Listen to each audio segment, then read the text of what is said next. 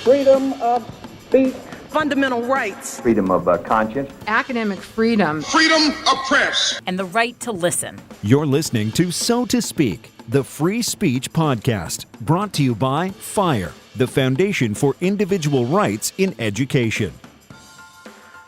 This is Nico Perino, and this is So to Speak, the free speech podcast, where we take an uncensored look at the world of free expression through personal stories and candid conversations. There are a few brave people out there who have given up a lot to go where their curiosity takes them, to promote debate and discussion, and to be who they are and speak their minds. Flemming Rose, he's one such person. He's the former culture editor of the Danish newspaper Jyllands-Posten, and in 2005, he commissioned and published what are now widely referred to as the Muhammad cartoons. The cartoons were an effort by Flemming to start a dialogue about self-censorship surrounding Islam. And he did this by commissioning cartoon depictions of the faith's figurehead, Muhammad. The cartoons started a debate, surely. Unfortunately, what they also started were hundreds of protests around the world against the cartoons, many of them turning violent. There were, according to reports, 200 deaths associated with the protests, and numerous attempted attacks on the offices of Jyllands-Posten. Because of threats on his life that came after the publication of the cartoons, Flemming is now accompanied by security when he appears in public. He's on Al-Qaeda's hit list. The threats against his life, unfortunately, are not empty ones. As many of our listeners surely know, last month was the 2-year anniversary of the deadly attacks on the satirical news magazine Charlie Hebdo. The attacks, which occurred in Paris, resulted in the deaths of 12 people and injuries to several more. By all accounts, the magazine was targeted for the attacks because of its cartoons criticizing the Islamic faith, and in particular, its cartoons depicting Muhammad. Charlie Hebdo was one of the few publications that reprinted the Jyllands-Posten Muhammad cartoons after they became a worldwide headline in 2006. Most publications, including most publications in America, decided to self-censor and not publish the cartoons out of fear of the possible consequences. In short, Flemming's question about self-censorship was answered loudly, and the threat of the assassin's veto materialized. Our guest today is Flemming Rose. Since the Muhammad cartoon controversy began nearly 12 years ago, Flemming has been one of the world's most vocal advocates for free and open expression. In 2014, he published The Tyranny of Silence, his book, which recounts the events surrounding the cartoon controversy and explores what it means to be a citizen in a democracy and how we can all coexist in a world that is increasingly multicultural, multi-religious, and multi-ethnic. I highly recommend Flemming's book and put it up there with classics like Jonathan Rauch's Kindly Inquisitors as one of the best defenses of free and open debate.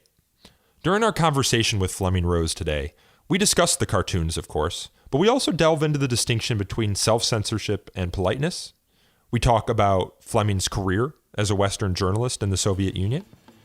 And we also talk about what Flemming Rose is doing today, now that he's recently moved on from Jyllands-Posten. So now I present Flemming Rose. Flemming Rose, thank you for coming on the show. I'm glad to be here. We're glad to have you. So I want to jump right in and get this out of the way before we continue the conversation. There are motives ascribed to you, and then there are what your actual motives were for publishing the cartoons. Why did you publish the cartoons? The cartoons did not come out of the blue, and it was not an intended wish to mock the Muslim faith or marginalize or demonize Muslims in any way. The cartoons grew out of a controversy around a children's book covering the life of the Prophet Muhammad for children. And according to the children's writer, he had trouble finding an illustrator for his book. Illustrators were afraid, and the one who finally said yes insisted on anonymity, which is a form of self-censorship. You do not want to appear under your own name because you are afraid of the consequences. And this illustrator, in fact, admitted later that his cause for insisting on anonymity was fear. And was the book supposed to be critical of the Prophet Muhammad, or just tell his life? Tell his life story based on Islamic sources, in fact. But children's books in Denmark, as in the United States, they have illustrations of the main character. It's hard to get a child to read a book without one. Yes. Yeah. So there was a debate about self-censorship in Denmark when it comes to dealing with Islam. And some people were saying, there is no self-censorship. Others were saying, yes, there is self-censorship. And back then, looking back on the controversy, I would say that I had two questions as an editor. Is self-censorship, in fact, going on when it comes to dealing with Islam, and do we make a difference covering Islam compared to other ideologies or religions? And the second question was, if there is self-censorship, is that self-censorship based in reality, or is that self-censorship just a fiction of a fearful mind, not based in reality, that people made up things about Islam and or some Muslims' reaction to criticism of the Prophet? And here we are 11 years later, and we can now say for sure that the answer to both questions is yes.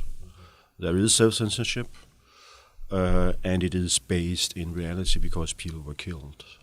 I myself, I live with bodyguards around the clock when I'm back home in Denmark. Yeah, and when you're here in the United States, I was at a conference with you last year at Wellesley, and saw you had two big, tall bodyguards with you. The response, and you talk about this in your book, The Tyranny of Silence, to the cartoons, and this surprised me because this was never part of the narrative when I was reading about the controversy. The response was delayed, it seemed like. You published the cartoons, if I'm correct, in September 30th. And then the response from the Muslim world didn't come until the next year. Was the response political? Were these used as were these cartoons used as a tool to distract populations that would otherwise be critical of their governments, to give them sort of a scapegoat to go after, as you suggest in your book? Yes, I think that's for sure. And a Danish-born sociologist who lives in the United States and works at Brandeis, Jytte Clausen, who wrote a book called The Cartoons That Shook the World. And she was not on my side in this controversy, but she traveled around the world and trying to figure out what went on in the international context, and she arrives at the same conclusion. And in that sense, the cartoon controversy is a very interesting case study in the way globalization works today when it comes to information, debates, controversies. In the fall of 2005, in November in 2005, there was an election in Egypt, and for the first time in a long time, the Muslim Brotherhood was allowed to participate in the election. And the Muslim Brotherhood is a fundamentalist Islamic organization, and they insist on being the true representatives of the Muslim faith.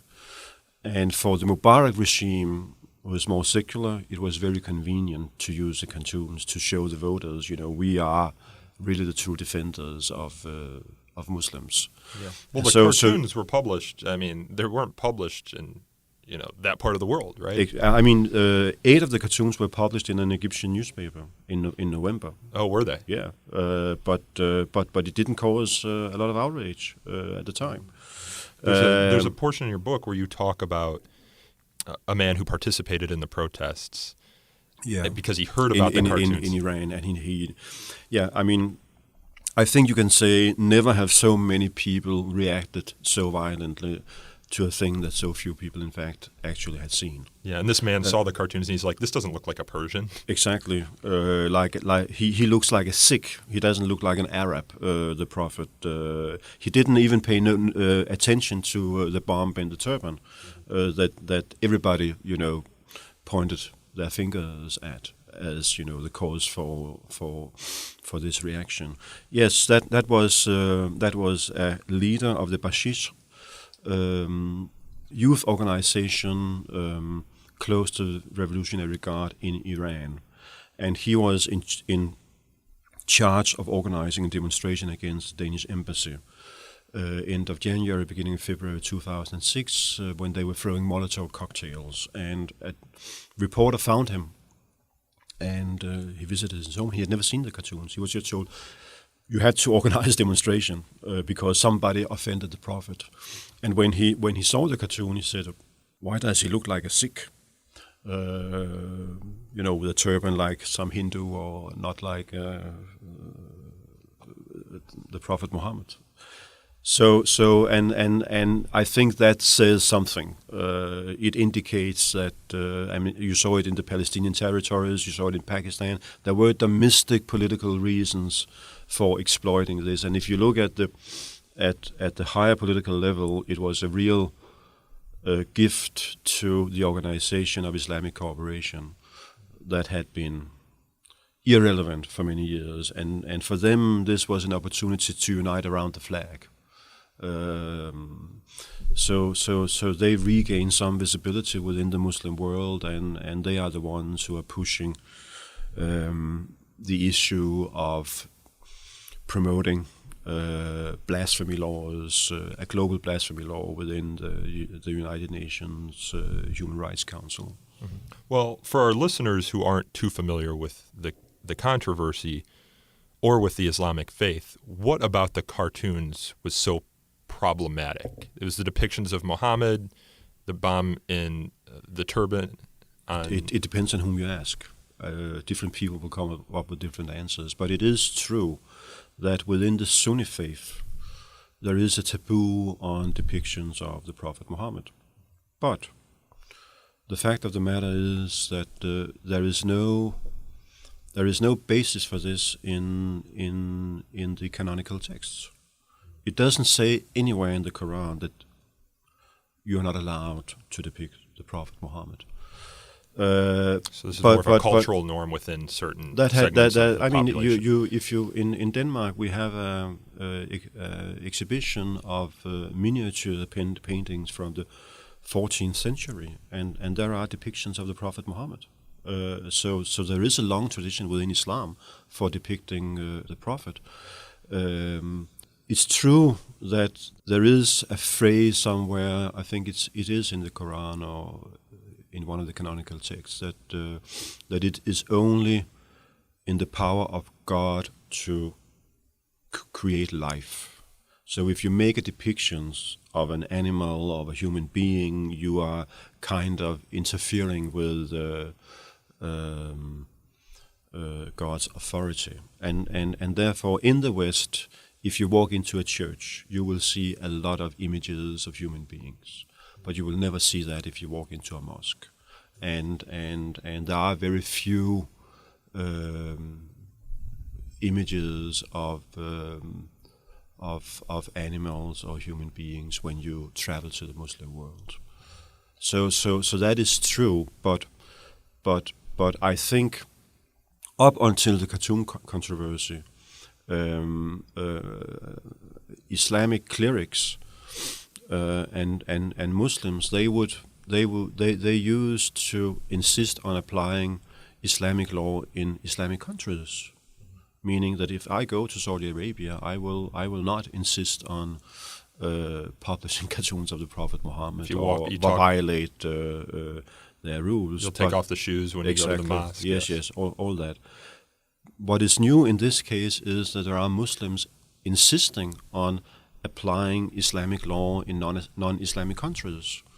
And I think that has to do with this new global public sphere, where it's very, due to the digital technology and migration, There's a lot of Muslims in Western Europe. There is a battle going on for where you draw the limits and whose rules are to prevail in this new public global space. Mm-hmm. Well, you talk in your book about defending this ancient liberal tradition of no group getting special treatment. Yes. When we talk about public discourse, and free speech, it seems to me it's almost impossible to have the freedom of speech without the freedom to question the first question, which is, who is our creator? Of course. And to criticize and condemn those who you consider to have the wrong opinion on that. And we accept that within most Western societies. But my understanding is that it's not really accepted in all societies. And now you have this clash as a result of globalization that has brought this issue to the forefront. Yes, and there were times in the West, in Europe, when it wasn't obvious that you had a right to challenge religion. What you're talking about is in fact a product or a result of the Enlightenment. Before the Enlightenment, we had decades of religious wars when Protestants were killing Catholics, and when Catholics criticized Lutherans, it was being perceived as a physical attack on the church, on the belief, and therefore you needed to kill people who challenged religion as heretics or blasphemers. It was really being perceived as real violence, but that stopped, or starting to fade away after the Enlightenment. And in the West, we established this very important distinction between words and deeds, which I think is fundamental to the possibility of defending free speech. And we're obfuscating that in a lot of our debates about free speech right now, especially on campus, where you have a number of students and administrators who are calling for censorship under the assumption or using the rhetoric of verbal violence, the idea that your speech cuts like a knife, and because it cuts like a knife, we need to do something about it. Yeah, and I think these people, I don't think they're quite conscious about what they're doing. It is true that words can be painful, and they can hurt, and we should not try to explain that away. It may be very painful to be exposed to mockery and ridicule and criticism. The problem is that the alternative is far worse. And if you look at liberal democracies or free societies and unfree societies, one of the fundamental distinctions between a free society and an unfree society is that in a free society we make a distinction between words and deeds, which they do not do in unfree societies. In both free and unfree societies, it's a criminal offense, tax evasion, shoplifting, fast driving, driving under the influence. There's a lot of actions that are criminalized in an equal way in a free and unfree society. Where the distinction is crucial is that unfree societies, they criminalize words as if they were deeds. And that's why dissidents, people of other faiths than the dominating one, they end up in jail, they end up in labor camps, they're being exiled, and they even be killed. So we should be very cautious when we understand what in fact we are entering a territory that is being very fruitful to dictators when we start equalizing words and deeds. There is a crucial difference, even though we have to admit, yes, words can be very painful, and we should not explain that away. And of course, you don't want to hurt other people, deliberately. But I believe that if you welcome diversity, And most of the people who are making the point you explain, they usually say, diversity is wonderful. We have to celebrate cultural, ethnic, and religious diversity. But at the same time, they don't want any diversity when it comes to speech. They say, the more diversity we have in terms of culture, ethnicity, and religion, the less diversity we need to have when it comes to speech. And to me, that's illogical. If you welcome and celebrate diversity of religion, culture, and ethnicity, you have to accept that it goes with that territory that people, if they believe in different things, if they have different ethnic backgrounds, if they have different cultural affinities and they live their lives in different ways and they believe in different gods, they will express themselves in different ways. And you will have situations where one man's blasphemy will be another man's sacred dogma. Mm-hmm. What is and what may sound like hate speech to me may sound like poetry to you. Mm-hmm. And that is in fact the condition of an increasingly diverse society. And my fear is that too many politicians, they want to sacrifice freedom of speech on the altar of diversity, and I won't accept that. And I think it's wrong, and I think in fact the more diverse a society, the more freedom of expression you need. Mm-hmm. Well, a lot of people would argue that this isn't censorship, or when people don't speak their mind, it isn't self-censorship. They would say, and you address this in your book, that it's just politeness. What's your response to that? You say in your book that, there's an important distinction between self-censorship and good manners, and that you're a sworn devotee of good manners. So how do you see the difference in the distinction there? I see the distinction the following way. Good manners and etiquette. It's something that you do voluntarily. You decide that if I go into a restaurant, I will not eat with my fingers. If you want to eat with your fingers, you go to another place. When I try to be polite to you and you try to be polite to me, it's because that's the way we choose to engage in a conversation. That has nothing to do with self-censorship. Self-censorship, the definition of self-censorship is, I would like to say this, but I'm not doing it because I'm afraid of what might happen to me if I do it. So there is an element of fear, intimidation, and a potential threat. And unfortunately, a lot of people confuse these two concepts. If you accept the concept that this is just about good manners, then any kind of self-censorship would be acceptable. It's all about good manners. It's all about, adjusting to... it's impolite to criticize your president because it hurts his feelings. Exactly, and we see that every day right now. With the new Trump administration, yeah. I know you probably don't consider yourself a victim, although you might. We have victims of assault. We have victims of vandalism, theft. There were attempts at assassin's vetoes on you and your speech. You, as you said, when I have bodyguards. I saw 2 very large ones last time I met you in Boston. What effect? Well, first of all, do you see yourself as a victim of an attempt on censorship or of censorship? And what effect did publishing the cartoons have on your life? No, I don't see myself as a victim, though I understand that there may be other people who see it that way, and it's more for me. It's more a way of approaching this situation and managing it.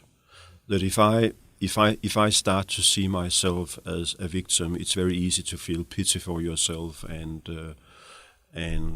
exploit that narrative.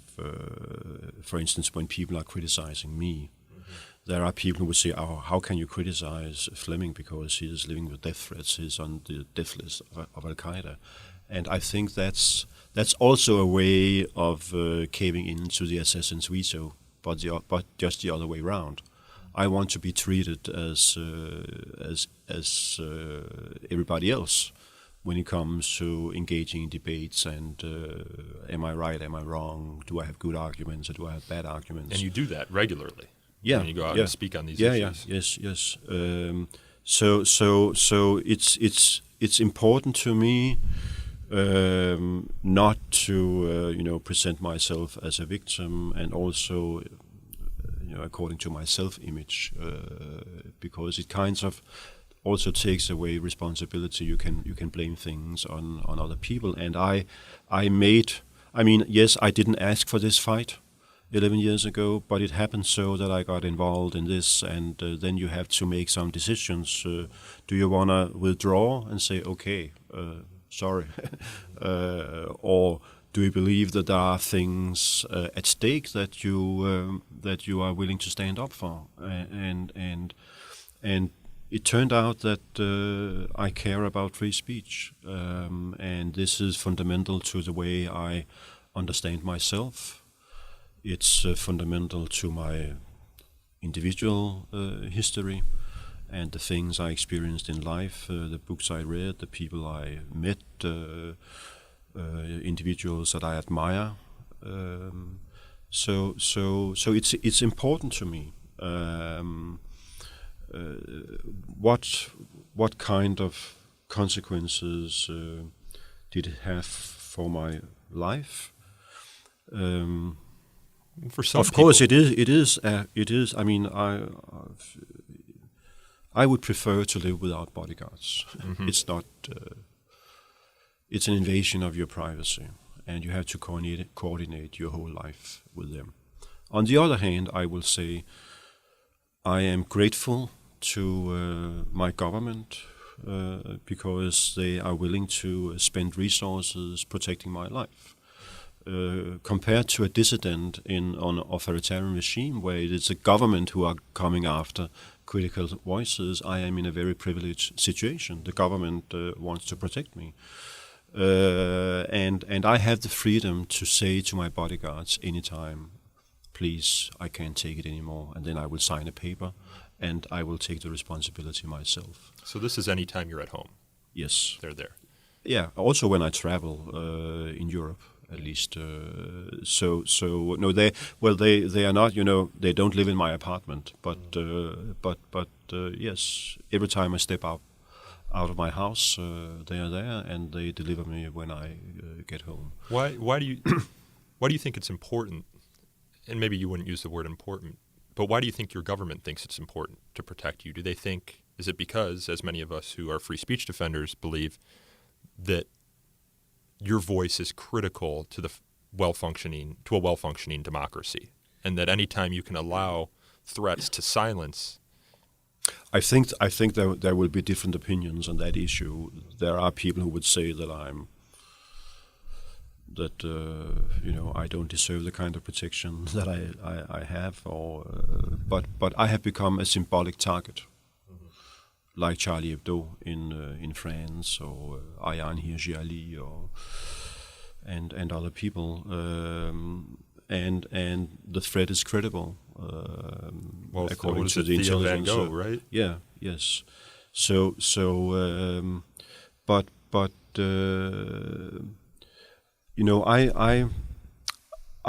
I prefer to look at it the way that I'm grateful for the protection, and in fact, the protection is there to give me the opportunity to live my life in every way I want. Mm-hmm. The protection is there for me to speak out and not be silenced. So instead of feeling intimidated by the fact that you had to live with bodyguards, I want to see it as I'm grateful for protecting me, so I can go on speaking the way about the issues that I care about. And you're not the only person that has to have protection for speaking on these issues. There's Kurt Vestergaard, yes, who's one of your cartoonists. Mm-hmm. Ayaan Hirsi Ali, who you mentioned, one of my friends took a class with her at Harvard, and every single class that Ayaan taught to her class had to be in a different place because they couldn't let people know where she was going to be teaching, so they'd get an email the day before saying this is where the class is going to be. And then you have people who, weren't so lucky with the bodyguard. I mean, Kurt Vestergaard had someone try and break into his home. He had a panic room. The police reprimanded the man who took the axe to his door. But people, as I mentioned, like Theo Van Gogh, who were killed and had there was like an impaling in his chest that said "Ion's next" because they had made a movie together. It's scary, and it is, and this is a fundamental new situation in Europe. After the killings of my friends and colleagues at Charlie Hebdo, I went to Paris to talk to some of them, and I also spoke to maybe the most famous French cartoonist, Plantu, who works for Le Monde, and I asked him, "Can you tell me when was the last time that a cartoonist was killed in Europe?" And he couldn't come up with a single example, apart from a Palestinian who was killed in London in the 70s by Mossad or Arafat's people. But it was kind of Middle East thing. Even Henri Daumier, the most famous French cartoonist who mocked the king in the 19th century, he was never, assaulted physically. He spent time in jail, but he came out and he continued, and cartooning. So I really believe that we are in a new situation. In Denmark, for instance, I'm not the only one. You also named Kurt Vestergaard, but there are other people who has an issue with Islam that lives with around the clock security and Jewish institutions. I spoke at the synagogue in Copenhagen right before New Year, and the whole street was blocked off.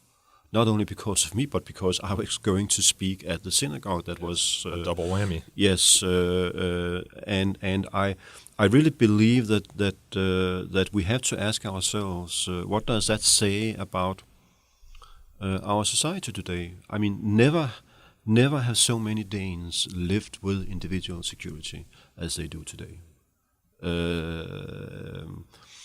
And it's funny, every time I talk to journalists, when they then, write an interview, they always focus on my bodyguards because it's interesting, it's fascinating, it's dramatic. Well, but they never take the next step and ask themselves, what does that say about our society? That we do have quite a few individuals who has to live this way. And that's why I asked this question, because it's a visual representation of what the worst forms of censorship necessitate, almost. And in the United States, we don't have much of that.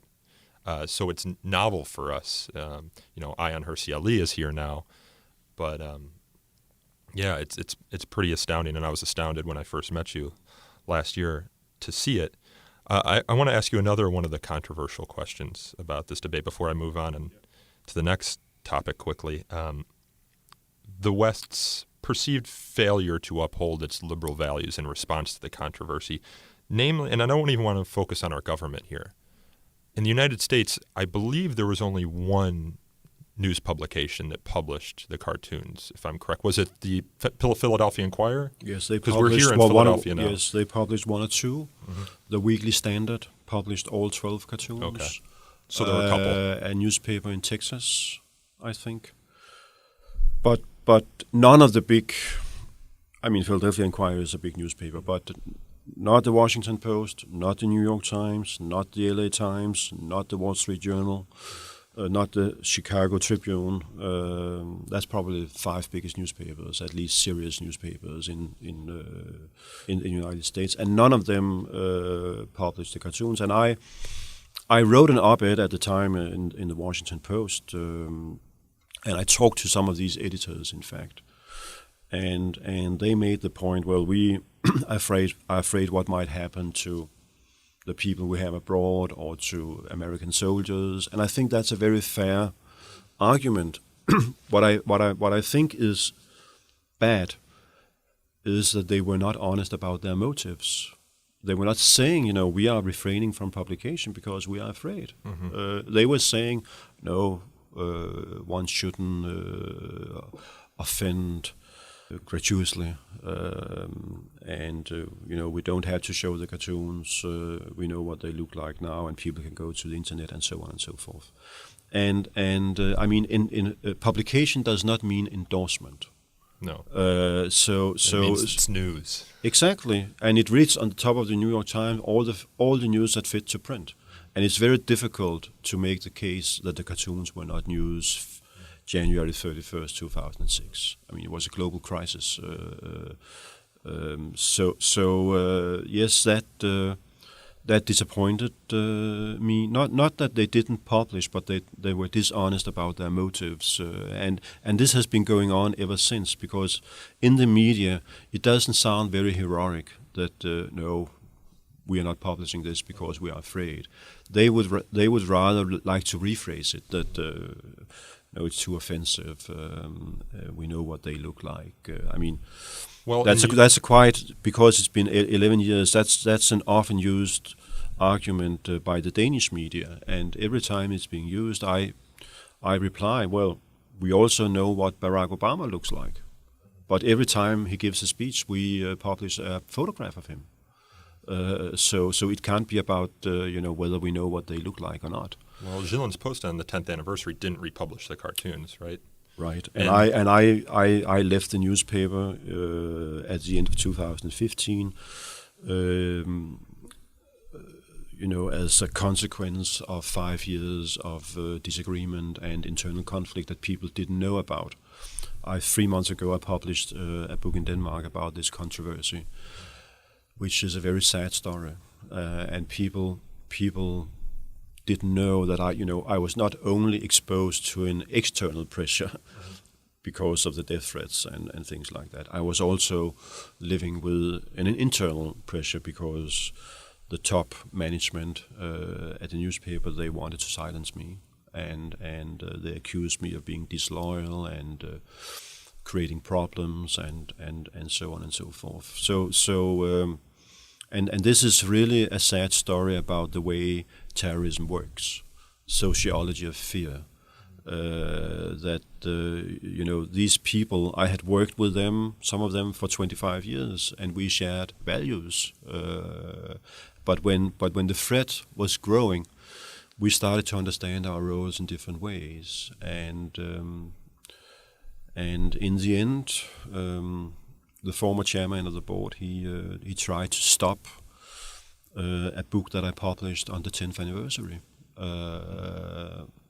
and then I decided, I can't continue working here anymore. So I quit, and now in fact I'm working for Cato Institute in Washington as a senior fellow, which published your book, your English language version of Tyranny of Silence. Which I should mention, the cartoons aren't printed in there either. And is Cato honest about the reason? Yes. John Samples, in fact, said, the publisher at Cato, when that question was asked at a book forum in November 2014, when I was interviewed by Jonathan Rausch, who has also been on your show. Who has, yes. And is a good friend of Fire's. Yeah. And John Samples said, well, I mean, we had a discussion and we didn't want to run the risk. So he was honest about their motives. Which is your threshold question. Yeah, absolutely. I interviewed an attorney here in the United States for this podcast named Martin Garbus, who for a long time was very involved in representing publishers, including, I believe it was Penguin Books, that put out Salman Rushdie's The Satanic Verses. And he talks about how his solution, and Salman didn't like this, to the threats that came with publishing the book was to get a publisher's consortium, essentially, to publish the book. So the threats couldn't be targeted at any single publisher or any single bookstore. They would be so diffuse and dispersed that, it would be impossible to target them, and there was this sense of solidarity amongst publishers that we will not be cowed. In fact, a French publisher tried to organize a consortium for the translation of Tyranny of Silence into French. but he wasn't able to get support for that idea. So tyranny of silence, even though, I mean, France is one of the key countries where we are facing these kind of controversies, the book hasn't been translated, and it has to do with fear and self-censorship. Yeah. Call me idealistic, but I think businesses have business motives and incentives, but you'd hope that there were some people within these companies that had values strong enough that they would say, no, we are not going to be cowed. This is news, this discussion is worth having, and we will figure out a way to have that discussion regardless of the hurdles that we face.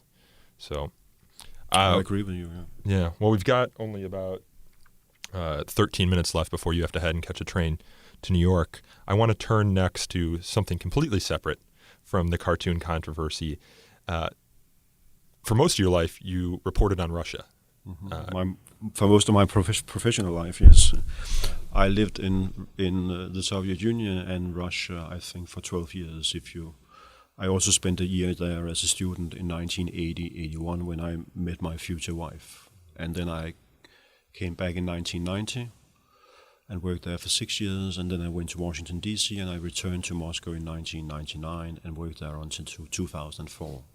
And you said earlier in this interview, you care about free speech because it's fundamental to your view about life and how life should be lived and what makes us human.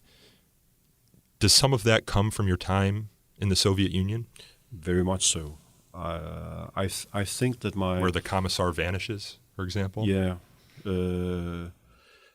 If I hadn't spent time in the Soviet Union, and if I hadn't been in touch with dissidents who were forced out of the Soviet Union or were living in very difficult circumstances inside the Soviet Union, I would not have reacted to this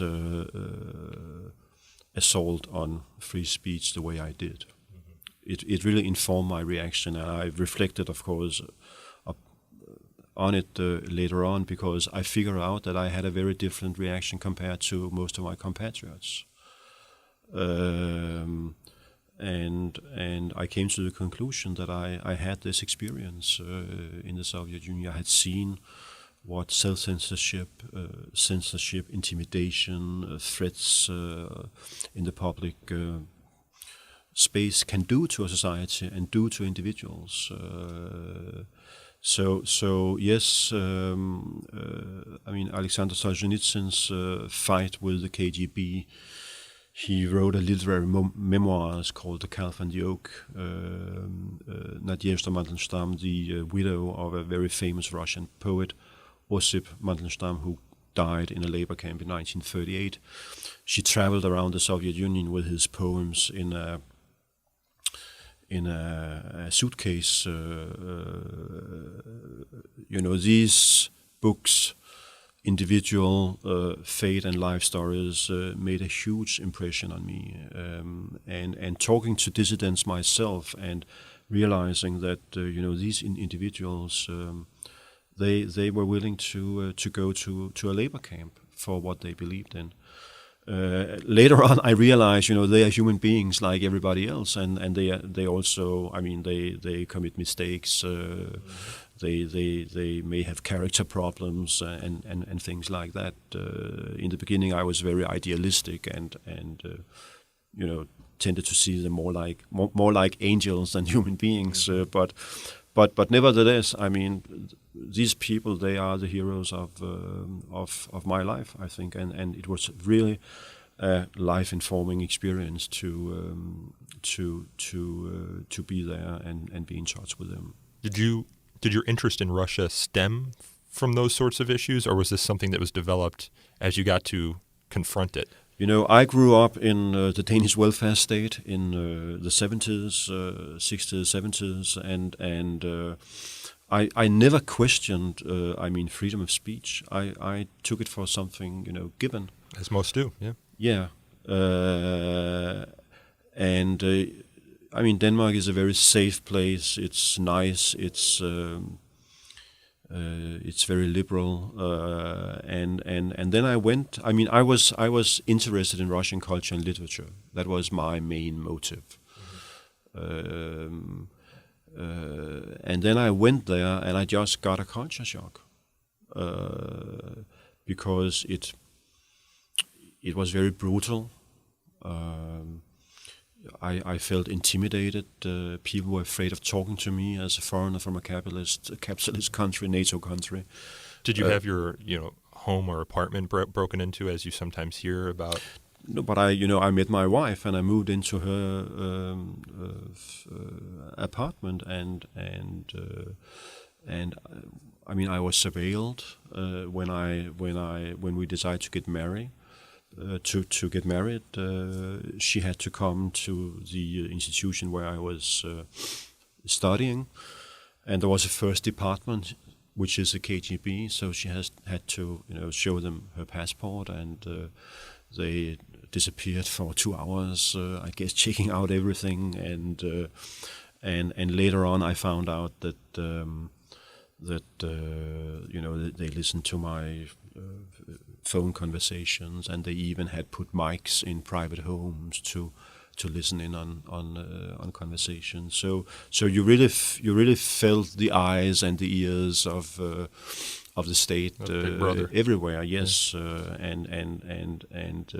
so you talked in kitchens, or you went into the woods where nobody would be able to listen in on you. So it was really a shocking experience, and causing so much harm to individuals and social relations when you have to live with that kind of fear, and you're afraid of speaking your mind, and can I trust this person? That's huge distrust, very low social trust, even though they pretended to be a socialist. It was a socialist society. Maybe that's the way socialism works in reality. So I mean, and it. I didn't draw quick conclusions. I was in a state of shock, and I was fascinated by this new world, and it really took me a long time to digest all the information and arrive at the conclusion that this is just awful. And then when I came back in '81 with my wife, she couldn't come out immediately, but after a few months, I started to work at the Danish Refugee Council as a translator with refugees from the Soviet Union.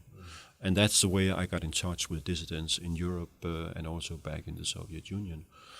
And there were organizations in the West who they smuggled banned books back into the Soviet Union, and I did that myself. Dissident magazines that were published in the West. I listened to Radio Liberty and Free Europe, BBC World Service in Russian that broadcasted into the Soviet Union and all that stuff, and that is really all this informed my outlook on a lot of things. The social distrust. We have a big conversation about Russia here in the United States right now, as you know, as a way to sort of inform myself about that conversation. I recently read, and we were talking about this, Peter Pomerantsev's book, Nothing is True and Everything is Possible, which it seems like anyone who is in the Foreign Service here in the United States or works within government is recommending that book. I don't know if you're familiar with it. I am familiar with it, yes. But this and this is maybe, this is a harbinger of this post-truth society. Does that stem from the social distrust, where folks in Russia just don't trust anything? Yeah, they're very cynical. Because that's the main point of his book, it seems. Yeah, but I would say, the Russia that Peter Pomerantsev describes is it's different from the Soviet Union, because they are in Russia today. They are not afraid, or they don't feel intimidated the same way by the West as they used to. They believe that the West is in decline. When they criticize the West, they are not afraid of referencing actual facts in the West, even though they also distort them and falsify them from time to time. But during the time of the Soviet Union, there really was an iron curtain, and they didn't want any smell of the West inside the country. Today, that's different. Some of these people are quite smart when they debunk the West. They are not afraid of, bringing the Western narrative in and then take it apart with their alternative facts, the way they see it. Yes, and that's different. Although I think the key lesson of the Cold War was that in the long run, lies and propaganda don't work. The Soviet Union spent a huge amount of money promoting their vision of the world. And they had influence agents, they were supporting political parties, newspapers, recruiting people for their cause, and so on and so forth. But in the end, it didn't work.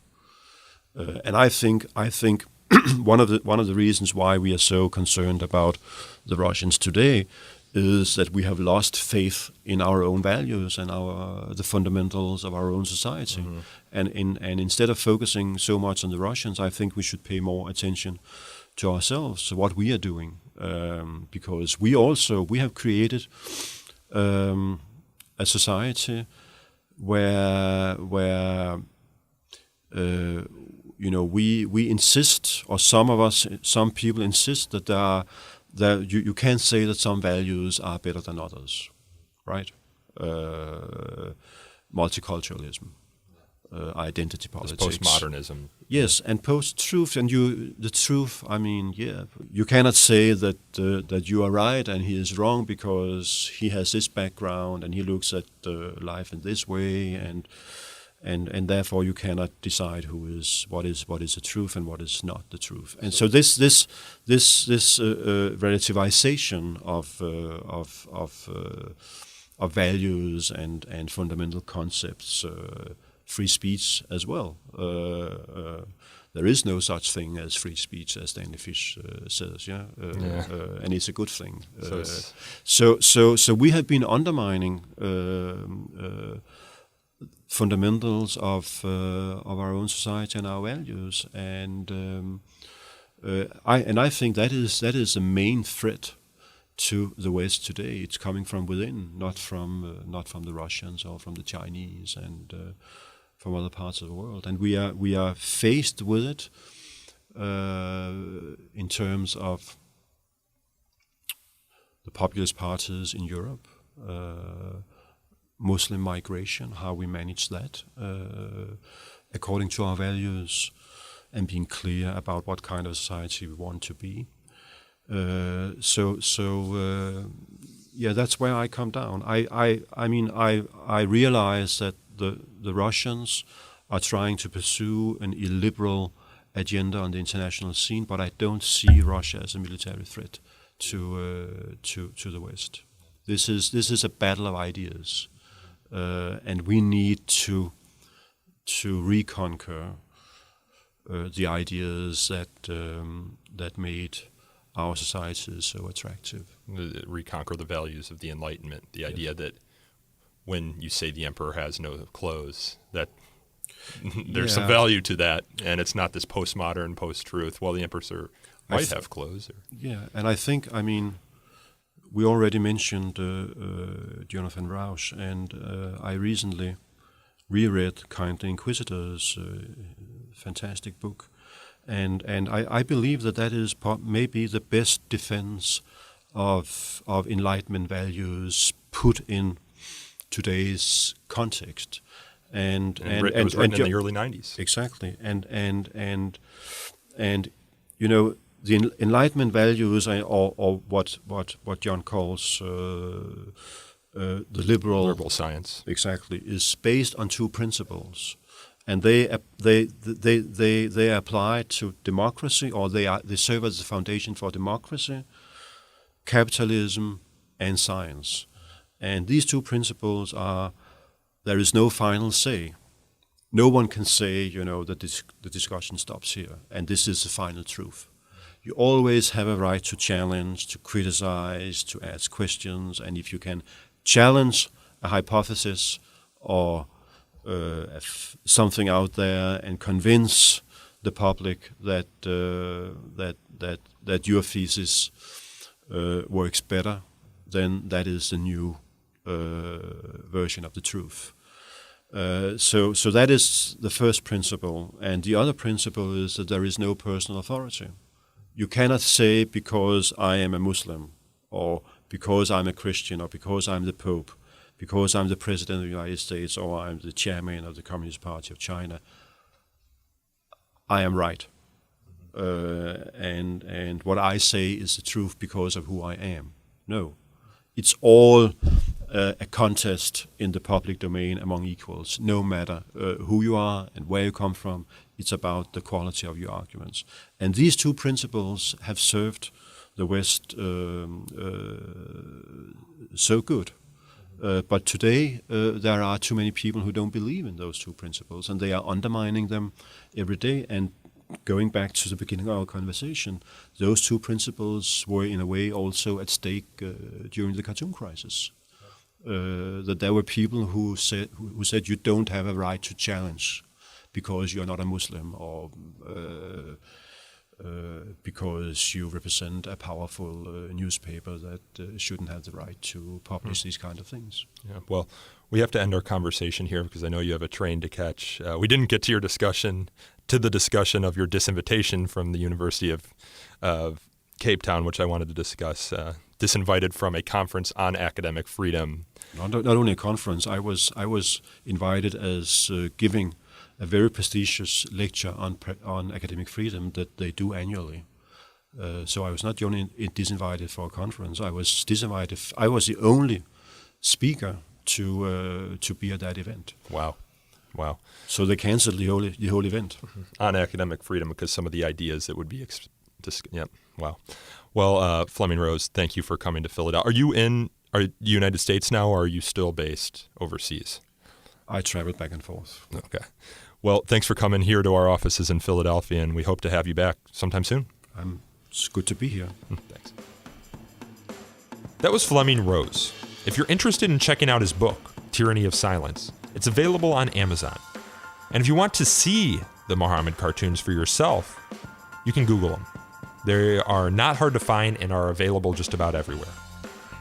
I will end this show by saying this, that people whose offense leads them to violence are enemies of free speech, plain and simple. I hope the free world chases these people to the ends of the earth in pursuit of justice. As we at Fire wrote when the attacks on Charlie Hebdo occurred, expression cannot be considered free if it becomes too dangerous to engage in it. I hope for a day, and I hope for this day soon, when Flemming Rose will no longer need to be accompanied by bodyguards when he leaves his house. I hope for a day when exercising our free speech rights does not mean a bounty on our heads. Salman Rushdie, Theo Van Gogh, Ayaan Hirsi Ali, the late staffers at Charlie Hebdo, Flemming Rose, these are some of today's most unfortunate victims of censorship, and I hope no others have to join their ranks. This podcast is hosted, recorded, and produced by me, Nico Perino, and edited by Aaron Reese. To learn more about So to Speak, you can follow us on Twitter at twitter.com/freespeechtalk, or like us on Facebook at facebook.com/so-to-speak-podcast. You can also email us feedback at so-to-speak@thefire.org, or call in a question for a future show at 215-315-0100. And until next time, I thank everyone for listening.